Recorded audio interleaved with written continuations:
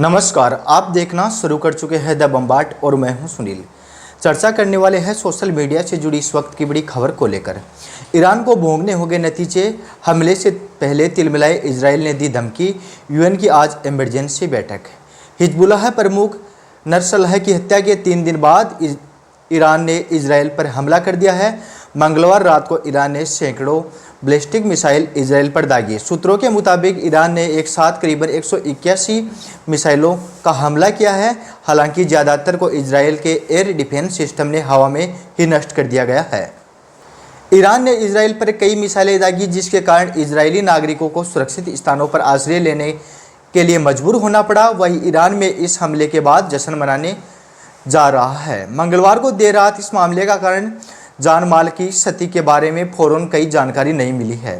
Israel ने कहा है कि उसने कई मिसाइल को नष्ट कर दिया गया है। वहीं अमेरिका अधिकारियों ने कहा है कि उसका प्रहार करने वाला तंत्र इजरायली रक्षा प्रणाली की सहायता करेगा।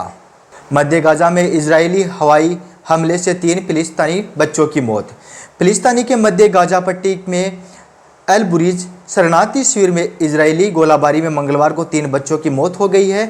हमास की सशस्त्र शाखा अल कसम ब्रिगेड ने दावा किया है कि उसने इजरायली बलों को निशाना बनाया है। फिलिस्तीनी सुरक्षा सूत्रों ने कहा है कि इजरायली ड्रोन पर अल बुरेज शिविर में प्रवेश द्वार के पास फुटबॉल खेल रहे बच्चों को एक समूह को टक्कर मार दी है। सिन्हुआ चिकित्सा सूत्रों का हवाला करते हुए बताया है कि हवाई हमले में 3 बच्चों की मौत हो गई है और कोई अन्य घायल हो गए हैं। ईरान को नतीजों भोगने वाले फिलिस्तीनी इजराइल ने दी धमकी। ईरानी हमले में प्रतिक्रिया देते हुए इजराइल ने कहा है कि ईरान के मिसाइल हमले में अपने हिसाब से जवाब देगा और ईरान के हमले में के नतीजे भोगने होंगे। इजराइल रक्षा विभाग के प्रवक्ता डेनियल हागारी ने ईरान के बड़े पैमाने पर हमले के संबंध में सोशल मीडिया पर एक वक्तव्य में कहा है कि ईरान के आक्रमण के संघर्ष में एक गंभीर चोट खतरनाक स्तर पहुंचाया दिया है, उसको उसके परिणाम भुगतने होंगे। इजराइल सरकार निर्देश के अनुसार हम अपने हिसाब से जहां भी है, जब भी और जैसे भी हो, उसका एक एक करके जवाब देंगे।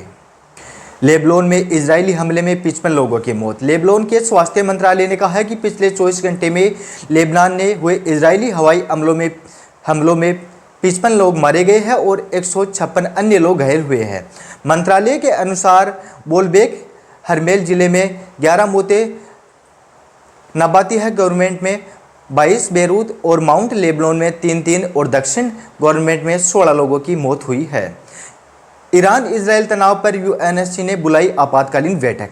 संयुक्त राष्ट्र सुरक्षा परिषद यूएनएससी ने फ्रांस और इजराइल के अनुरोध पर बुधवार को एक आपातकालीन बैठक बुलाई है। इजराइल ने संयुक्त राष्ट्र राजदूत डेनी डेनन ने परिषद में लिखे एक पत्र में ईरानी हमले की निंदा करते हुए कहा, उन्होंने इजराइल को नष्ट करने की कोशिश करने का आरोप लगाया है और सुरक्षा परिषद से देश को निंदा करने के इस्लामिक रेवोल्यूशनरी गार्ड कॉर्पस को आतंकवादी संगठन के रूप में नामित करने का आग्रह किया है। हिजबुल्लाह और इजराइल के बीच भारी जंग। हिजबुल्लाह और इजराइल के बीच पिछले कुछ समय में लेबनानी सीमा पर लगभग रोज ही गोलाबारी चल रही है। पिछले वर्ष 8 अक्टूबर को हमास ने इजराइल के अपने लड़ाकों को भेजा था और उसके बाद गाजा में भीषण संघर्ष शुरू हुआ। उस दौरान करीब 250 इजरायलियों को बंधक बनाया गया था, किंतु बाद में इस संघर्ष को केंद्र बिंदु उत्तरी लेबनान को बना गया है। हिजबुल्लाह का प्रमुख हसन नसरल्लाह इजरायली हमले में मारा गया था। ऐसा कोई स्थान नहीं जहां इजराइल पहुंच नहीं सकता। नेतन्याहू। इजराइल के प्रधानमंत्री बेंजामिन नेतन्याहू ने सोमवार को ईरान के कड़े शब्दों में चेतावनी दी है। ईरान हिजबुल्लाह और हमास की मदद करता है। नेतन्याहू ने कहा कि मध्य पूर्व में ऐसा कोई स्थान नहीं जहां इजराइल पहुंच नहीं सकता। उनका यह बयान बेरूत के दक्षिण क्षेत्र में गवाह हमले के चंद दिनों में बाद आया, जिसने लेबनान को हिजबुल्लाह समूह का नेता मारा गया था। धन्यवाद दोस्तों, ये थी इस वक्त की बड़ी अपडेट जिसे हम आपके समक्ष लेकर उपस्थित हूँ। मिलते हैं एक अन्य वीडियो के साथ, एक बड़ी अपडेट के साथ। तब तक के लिए धन्यवाद। आप देखते रहिए द बम्बाट। मैं हूँ आपका दोस्त और होस्ट सुनील। धन्यवाद।